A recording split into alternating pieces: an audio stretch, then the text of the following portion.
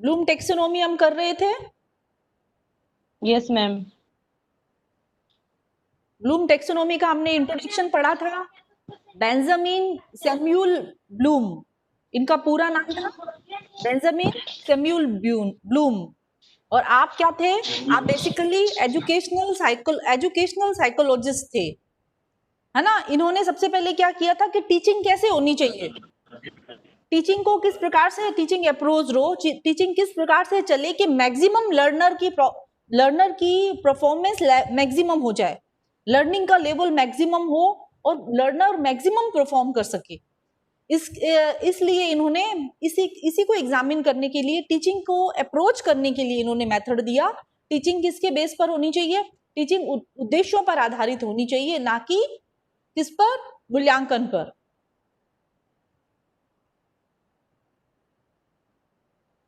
ठीक है। और इन्होंने क्या 1956 में बुक लिखी थी, इनकी किताब का नाम था taxonomy of educational objectives, the classification of educational goal, taxonomy of educational objectives, शैक्षिक उद्देश्यों की वर्गीकी और शैक्षिक लक्ष्यों का वर्गीकरण, ये इनकी किताब का नाम था। 1956 में इन्होंने लिखी थी, जिसे कि 2 बार रिवाइज किया गया, 2001 में और 2008 में।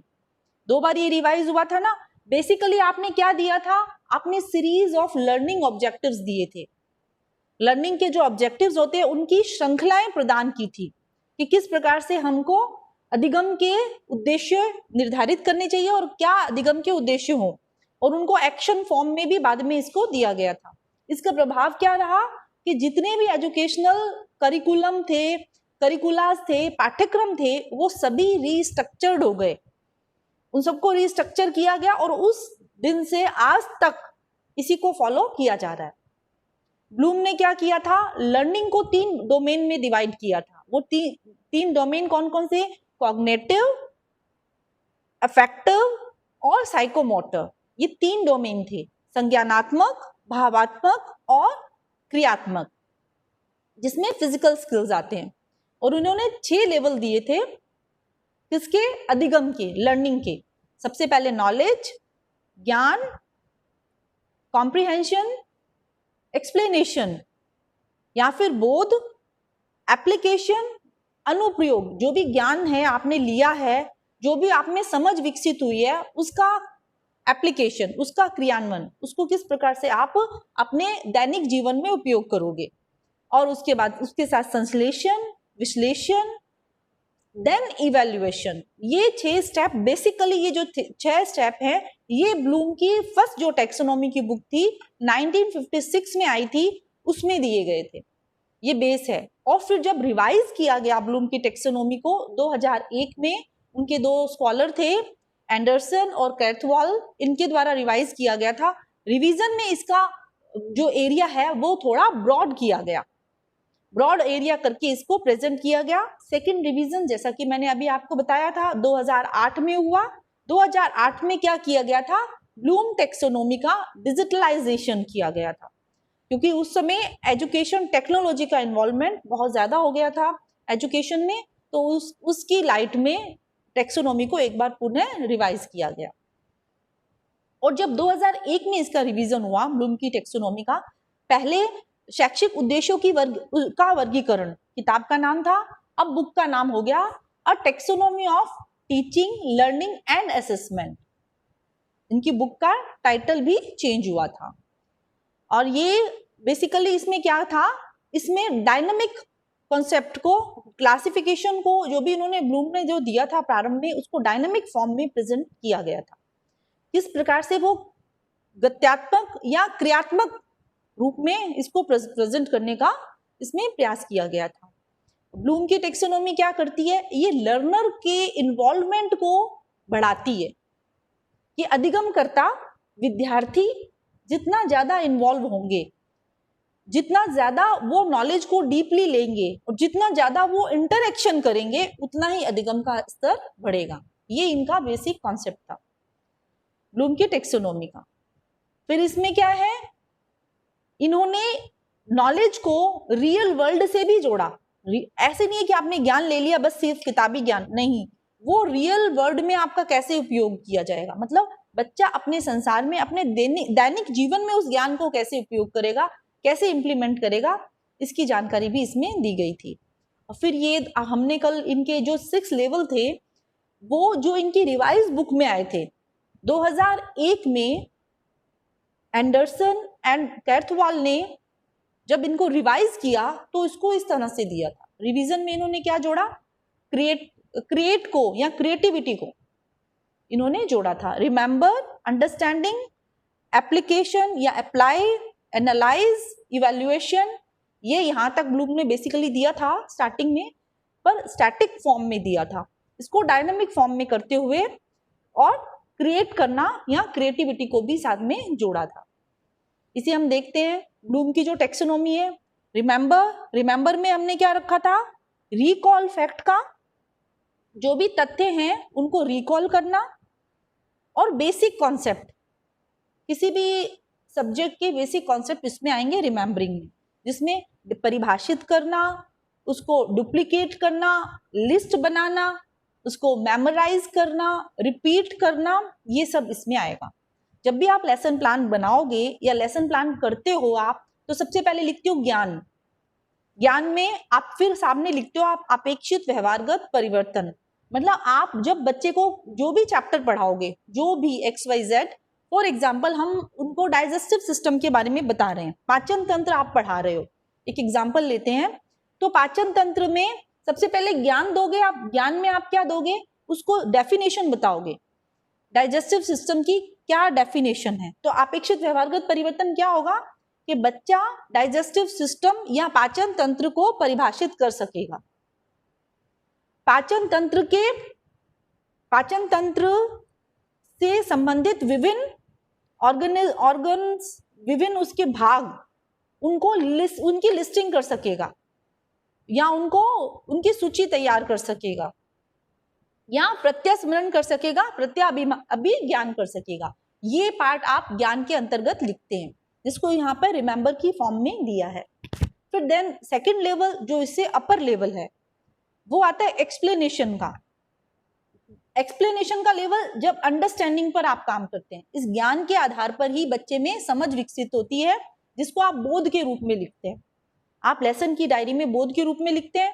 इसमें हम जब अपेक्षित व्यवहारगत परिवर्तन के रूप में इसको लिखेंगे तो उसमें बच्चा क्या करता है, एक्सप्लेन कर सकेगा, पाचन तंत्र को एक्सप्लेन कर सकेगा, पाचन तंत्र की प्रक्रिया का वर्णन कर सकेगा। Explanation, clarification, description, discussion, identification और रिपोर्टिंग, सिलेक्शन और ट्रांसलेशन, ये सब आपके बोध में आएंगे, है ना। ये मतलब आपके अंडरस्टैंडिंग या बोध के पार्ट हैं। देन आप करते हो अप्लाई करना। अप्लाई मतलब इम्प्लीमेंटेशन और एप्लीकेशन। हम लिखते हैं ज्ञान, बोध और फिर ज्ञानोपयोग। ज्ञानोपयोग के रूप में हम इसको लिखते हैं कि आपने जो भी इंफॉर्मेशन ली है, पाचन तंत्र का आपने नॉलेज ले लिया, ज्ञान ले लिया, बोध ले लिया, अब उसको दैनिक जीवन में उपयोग कैसे करोगे। दैनिक जीवन में आप उपयोग कैसे करोगे, पाचन तंत्र संबंधित ज्ञान का उपयोग डे टू डे की एक्टिविटी में कर सकेगा, कि किस प्रकार से डाइजेस्टिव जूस बन रहे हैं, कैसे स्टोमक की एसिडिटी बनती है, क्या उसका लेवल होता है और उसका क्या सॉल्यूशन है, इसका आप उपयोग कर रहे हो। तो execution of the knowledge, implementation, solving capacity, demonstration, use करना, इंटरप्रिटेट करना, ऑपरेट करना, स्केच करना, ये सब किस में आएंगे, ज्ञानोपयोग में या एप्लीकेशन वाले पार्ट में आएंगे। Then higher level, next higher level क्या है, एनालाइज करना। जैसा कि कल आपने बताया था, एनालाइज में हम क्या करते हैं, छोटे आइडिया को, जो मेन कॉन्सेप्ट है, एक कॉन्सेप्ट कई फैक्ट से मिलकर के बना हो सकता है, 2 या 2 से अधिक आइडिया से भी मिलकर के बना हो सकता है। हर आइडिया को हम अलग अलग करके देख रहे हैं। जैसे हम डाइजेस्टिव सिस्टम पढ़ रहे हैं, तो डाइजेस्टिव सिस्टम के अलग अलग पार्ट, इसोफेगस, स्टोमक, और इसके अलावा जितने भी इसकी ग्लैंड्स हैं, या फिर आप छोटी आंत, बड़ी आंत, है ना, लीवर ले रहे हैं आप क्या ले रहे हैं, है ना। आप इन जितने भी पार्ट हैं इनको अलग अलग पढ़ रहे हैं, अलग अलग करके बक्कल कैविटी से आप शुरू कर रहे हैं, बकल कैविटी का एक स्ट्रक्चर हो गया, इसोफेगस नेक्स्ट हो गया, स्टोमक हो गया नेक्स्ट, है ना। और आप इस तरह से इनको स्टडी कर रहे हैं, इनको पार्ट में डिवाइड करके। ये होगा एनालाइज करना, ताकि आप हर एक कॉन्सेप्ट को पूरे, आप पर्टिकुलर एक कॉन्सेप्ट को लेने के लिए, एक थ्योरी को पढ़ने के लिए, वो जितने फैक्ट से मिलकर के बना है, सभी फैक्ट को अलग अलग आप स्टडी कर रहे हैं। फिर उसके बेस पर आप बाद में आप सिंथेसाइज करते हैं, उसको आप संश्लेषित करते हैं। देन एनालाइज करने के बाद जो नेक्स्ट पार्ट आता है वो आता है इवैल्यूएशन का। इवैल्यूएशन का मतलब मूल्यांकन। आप जस्टिफाई कर रहे हैं, जस्टिफाई और डिसीजन निकाल ले रहे हैं, आप अप्रेजल कर रहे हैं, आर्ग्यू कर रहे हैं, आप डिफाइन कर रहे हैं, है ना, डिफेंड कर रहे हैं किसी चीज को, जजमेंट दे रहे हैं, सिलेक्शन कर रहे हैं, वैल्यू दे रहे हैं, या आप क्रिटिक कर रहे हैं। ये आपका इवैल्यूएशन का पार्ट आएगा। जो भी आपने ज्ञान लिया है, जो भी आपने पढ़ा है, उसके आधार पर आप इवैल्यूएट कर रहे हैं। आपने नॉलेज ली है डाइजेस्टिव सिस्टम की, उसके बेस पर आप अपने खुद के सिस्टम को इवैल्यूएट कर रहे हैं कि मेरा डाइजेस्टिव सिस्टम कितना स्ट्रांग है या वीक है। वीक है तो कैसे है, और स्ट्रांग है तो क्यों है और कैसे है, आप इवैल्यूएट करके बता रहे हैं, आप मूल्य आंक रहे हैं, मूल्यांकन कर रहे हैं। इसके आधार पर नेक्स्ट आएगा आप क्रिएट करना। ये क्रिएटिविटी तक हम जनरली क्लास में नहीं लेके जाते, लेकिन ब्लूम का सजेशन, जो भी इसकी रिवाइज टेक्सोनॉमी थी 2001 में आई थी, उसमें इसको ऐड किया गया। इसमें प्रोड्यूस न्यू आइडियाज। अब आप बच्चे में, आपने नॉलेज से ज्ञान देते हुए बच्चे को आप इवैल्यूएशन के लेवल तक ले आए, तो उसमें ये क्षमता उत्पन्न होगी कि वो अपने थॉट डेवलप करेगा, इन्वेस्टिगेट कर सकेगा, एक डिजाइन कर सकेगा, असेंबल कर सकेगा और न्यू आइडियाज प्रोड्यूस कर सकेगा अपने ज्ञान का उपयोग करते हुए।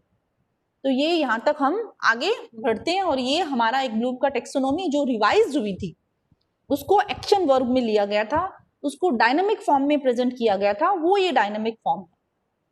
इसी को दूसरे डायग्राम से इस तरह से दिखाया गया है, उन्हीं चीजों को लिया गया है, लेकिन उसमें साथ में अपेक्षित व्यवहारगत परिवर्तन में आप क्या क्या पीछे आप एक्शन वर्ब क्या क्या लेंगे, उनको इस स्लाइड में डिटेल में बताने का प्रयास किया गया, उनको डिटेल में इसको बताया गया।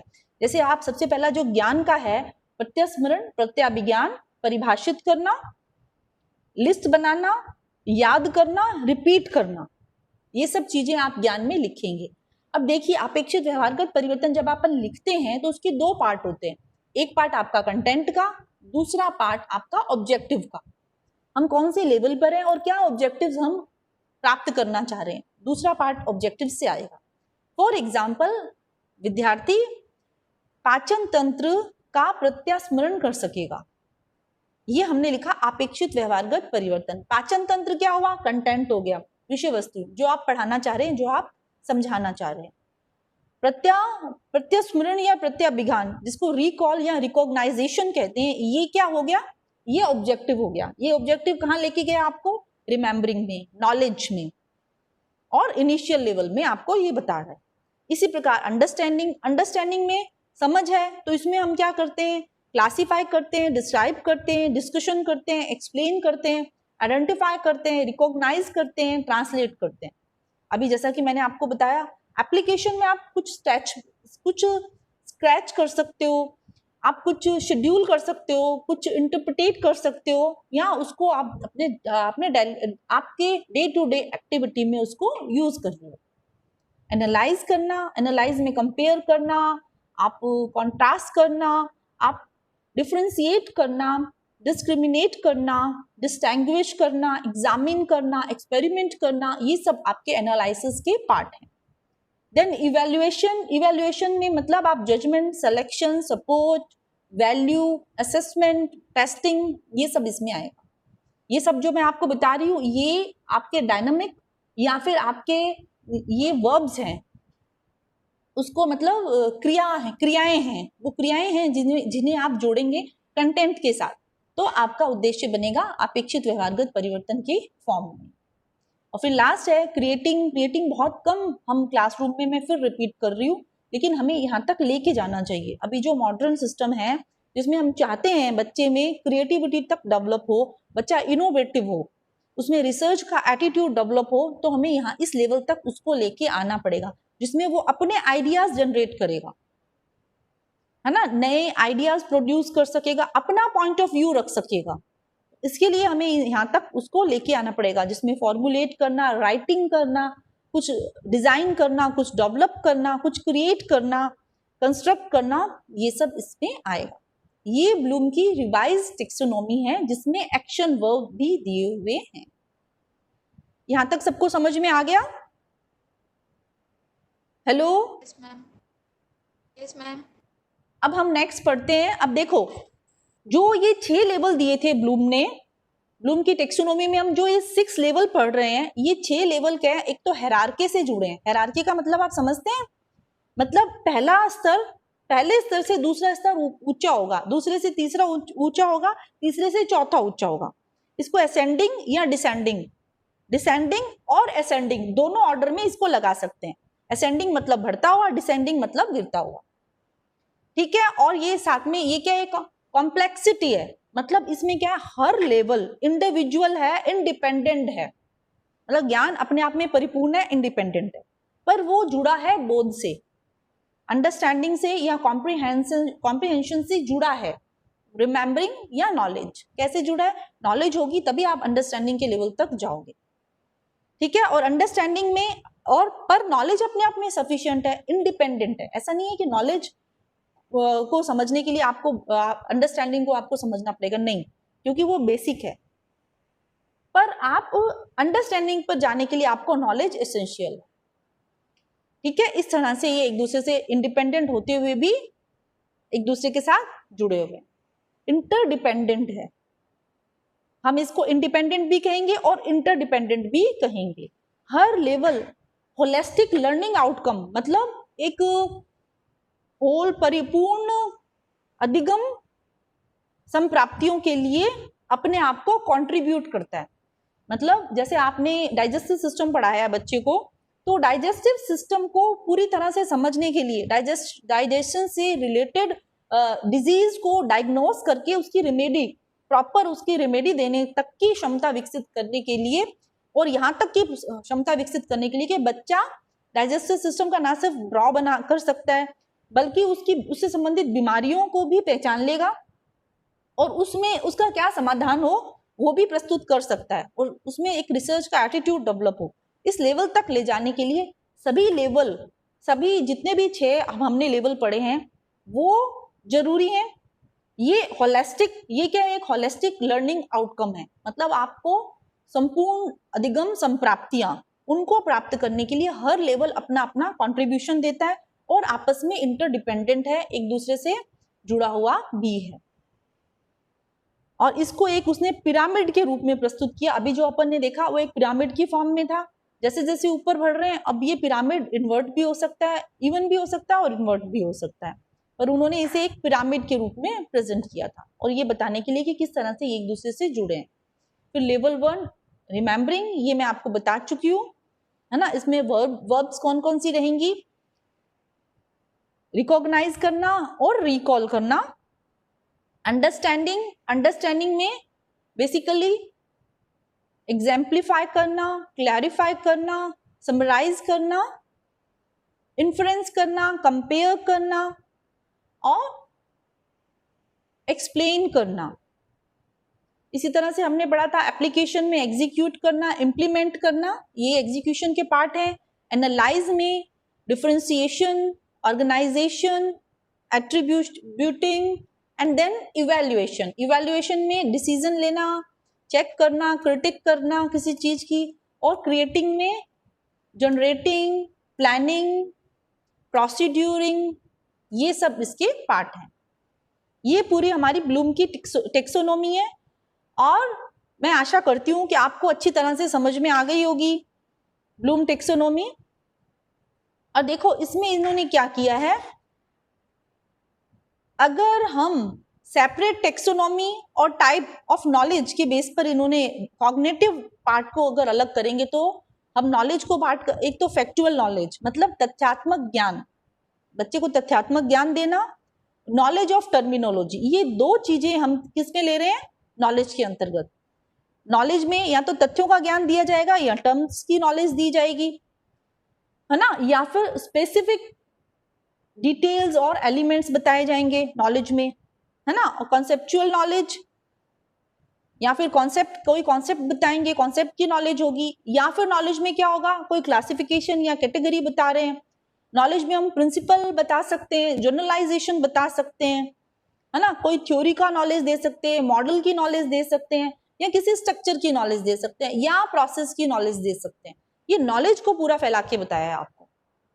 कॉग्निटिव प्रोसेस में सबसे पहले हम नॉलेज देते हैं, तो नॉलेज में हम क्या क्या देते हैं, किन किन से रिलेटेड हम बच्चे को नॉलेज दे रहे हैं, फिर इसको एग्जाम्पल्स से इनको समझाने का हमने प्रयास किया है ताकि आपको उसको समझ में आ जाए। कि स्ट्रैटेजी की नॉलेज बता रहे हैं, आप कोई स्ट्रैटेजी समझा रहे हैं, है ना, या फिर आप सब्जेक्ट स्पेसिफिक टेक्निक या मेथड बता रहे हैं। जैसे अभी अपन टीचिंग के मेथड्स पढ़ रहे हैं, टीचिंग के मेथड्स का अपन ने बेस देखा है ना, या स्किल बता रहे हैं, सेल्फ नॉलेज दे रहे हैं, अपने अपने बारे में नॉलेज दे रहे हैं। इस तरह से हम हर एक जो भी लेवल है उसको बहुत ही डिटेल में हम ले सकते हैं, और उसको हम बहुत ही डिटेल में उसको पढ़ सकते हैं। अब ये इंपॉर्टेंट क्या है, इसकी इंपॉर्टेंस क्या है टेक्सोनॉमी की? सबसे पहले जो इसकी इंपॉर्टेंस है वो है पेडागोगिकल इंटरचेंजेस स्टैब्लिश करता है ये, है ना। इसमें टीचर को भी और स्टूडेंट को भी दोनों को पर्पस समझ में आता है, आपको पर्पस क्लियर रहता है कि सबसे पहले ऑब्जेक्टिव्स जो हैं वो बहुत इंपॉर्टेंट है पेडागोगिकल इंटरचेंजेस के लिए।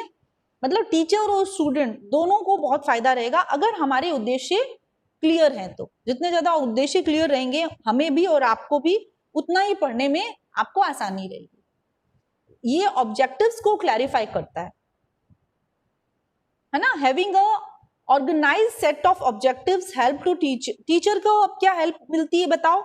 आप सब टीचर बनने जा रहे हैं, टीचर को हेल्प क्या मिलेगी? प्लानिंग में हेल्प मिल जाती है टीचर को, सबसे पहले लेसन प्लान में हेल्प मिलती है, और फिर डिलीवरी के लिए जो हम लेसन को डिलीवर करते हैं उसके लिए क्या अप्रोप्रिएट इंस्ट्रक्शंस होंगे, वो हमारे सब प्लानिंग में पार्ट में पहले ही आ जाएंगे कि हमें क्या क्या कठिनाइयों का सामना करना पड़ सकता है या हमें किन किन चीजों से डील करना है। डिजाइन वैलिड और असेसमेंट टास्क और स्ट्रैटेजी, ये भी क्लियर हो जाता है। मतलब क्या हमारा डिजाइनिंग रहेगा, आज हम क्या पढ़ाएंगे, क्या उद्देश्य होंगे, क्या विषय वस्तु होगी, विषय वस्तु का विश्लेषण करके हम पहले से रखते हैं, है ना। कौन कौन सी विषय वस्तु रहेगी, कौन कौन से टीचिंग पॉइंट्स रहेंगे, उनका असेसमेंट कैसे करना है, और पढ़ाने की स्ट्रैटेजी क्या रहेगी, किस टीचिंग पॉइंट को हम किस मेथड से पढ़ाएंगे और कौन सी टेक्निक यूज होगी। साथ में इवैल्यूएशन या असेसमेंट कैसे करेंगे। असेसमेंट हम दो तरह से करते हैं, विकासात्मक प्रश्न भी पूछते हैं, पूरक प्रश्न पूछते हैं। ये सब हम पहले ही डिसाइड कर लेते हैं और ये सब हमारे माइंड में क्लियर होते हैं। और असेसमेंट सबसे महत्वपूर्ण हो जाता है। कैसे? क्योंकि असेसमेंट आपका किस पर बेस हो जाता है? आपका असेसमेंट बेस हो जाता है उद्देश्यों पर। तो ये पॉइंट्स हैं जो बहुत ही इसकी इंपॉर्टेंस दिखाते हैं। और जितना भी टेक्सोनॉमी, ब्लूम टेक्सोनॉमी आने के बाद जितना भी पढ़ने का माध्यम रहा वो उद्देश्य बन गए। उद्देश्य सबसे एलिमेंट्री थे, उद्देश्यों को ही अचीव करने के लिए पढ़ाया जाने लगा, चाहे वो पाठ्यक्रम हो। पाठ्यक्रम को भी सेट करने का आधार ये रहा। तो ये ब्लूम टेक्सोनॉमी है। अब यहाँ मैं आशा करती हूँ आपको सबको समझ में आई होगी। अब आपकी तरफ से यदि कोई क्वेश्चंस हैं तो आप वो पूछ सकते हैं। अब आपकी तरफ से यदि कोई क्वेश्चंस हैं तो आप पूछिए।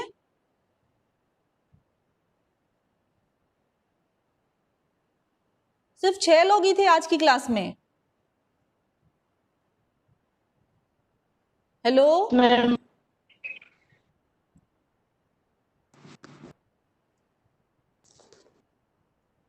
हेलो, कोई क्वेश्चन है तो पूछो। समझ में आ गया मैम।